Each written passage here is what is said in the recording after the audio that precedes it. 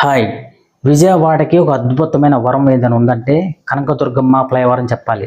ఇది ఆంధ్ర రాష్ట్రంలో అతిపెద్ద రెండో ప్రాజెక్టు. రాజమండ్రి గోదావరి నది మీద నిర్మించబడిన బ్రిడ్జ్ తర్వాత ఆంధ్ర రాష్ట్రంలో అతిపెద్ద రెండో ప్రాజెక్టుగా దుర్గమ్మ ఫ్లైఓవర్ అని చెప్పాలి. ఆల్మోస్ట్ బస్టాండ్ దగ్గర ఉన్న రాజీవ్ గాంధీ పార్క్ దగ్గర నుంచి భవానీపురం వరకు 2.6 కిలోమీటర్ల దూరంలో ఆల్మోస్ట్ 72 పిల్లర్ల మీద 6 లైన్లతో 500 కోట్ల రూపాయలతో నిర్మించిన ఈ ఫ్లైఓవర్ ఇది ఇంజనీర్ల ప్రతిభ అని చెప్పాలి.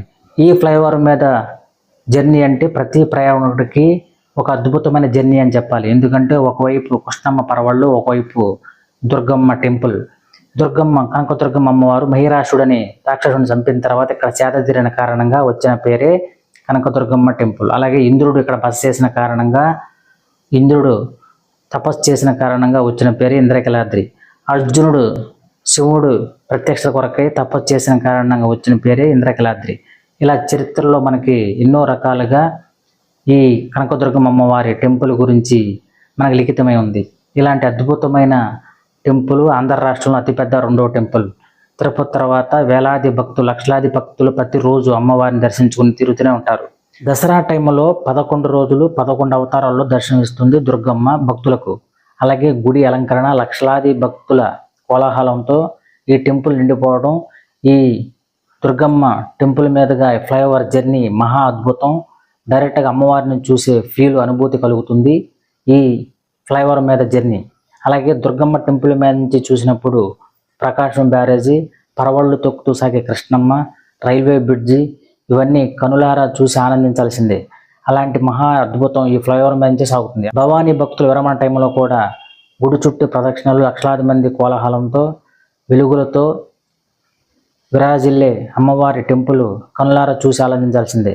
ఇలాంటి దైవ దర్శనం ఈ ఫ్లైఓవర్ మీద నుంచి ఈజీగా సాగుతుందని చెప్పాలి. ఒకవైపు మహారాష్ట్రలోని మహాబలేశ్వరంలో పుట్టిన కృష్ణమ్మ ఆల్మోస్ట్ 1300 కిలోమీటర్ల జర్నీ చేసి దుర్గమ్మ పాదాల చెంద ఆగే ఈ కృష్ణమ్మ పరవళ్ళు ఫ్లైఓవర్ మీద సాగే జర్నీకి భక్తులు కనులారా చూసి ఆనందించే భాగ్యం ఈ ఫ్లైఓవర్ మీద నుంచి సాగుతుందని చెప్పాలి. అలాగే విజయవాడ భక్తులకు మరో నానుడు ఉంది. కృష్ణమ్మ పరవళ్ళతో దుర్గమ్మ ముక్కుపుడడం తాకితే జల ప్రళయమే యుగాంతమే అనే నానుడు ఉంది. అంటే అంతలా ఉగ్రరూపంతో బయటికి వరదల టైంలో పొంగి పొర్లే కృష్ణమ్మ దుర్గమ్మ ముక్కుపుడకు తాగాలని ట్రై చేస్తూ ఉంటుందనే నానుడి.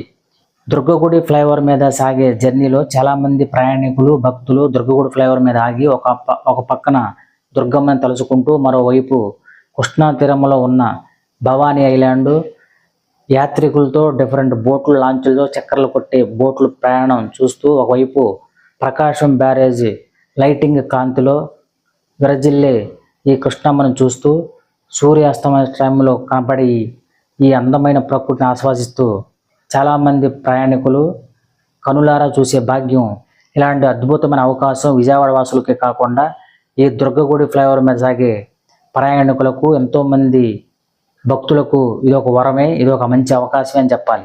ఈ ఫ్లైఓవర్ మీద సాగే భక్తులు చాలామంది అక్కడ ఆగి సెల్ఫీలు తీసుకుంటూ, ఫోటోలు తీసుకుంటూ, వీడియోలు తీసుకుంటూ అమ్మవారిని తలుసుకుని దుర్గమ్మని, కృష్ణమ్మని కనులారా చూస్తూ సాగే జర్నీ భక్తులకు వరమే అని చెప్పాలి. ఇలాంటి అద్భుతమైన జర్నీ కనకదుర్గమ్మ అమ్మవారి ఫ్లైఓవర్ మీద సాగే భక్తులకు ఒక అద్భుతమైన వరమే. అది విజయవాడ దుర్గమ్మ ఫ్లైఓవర్ జర్నీ.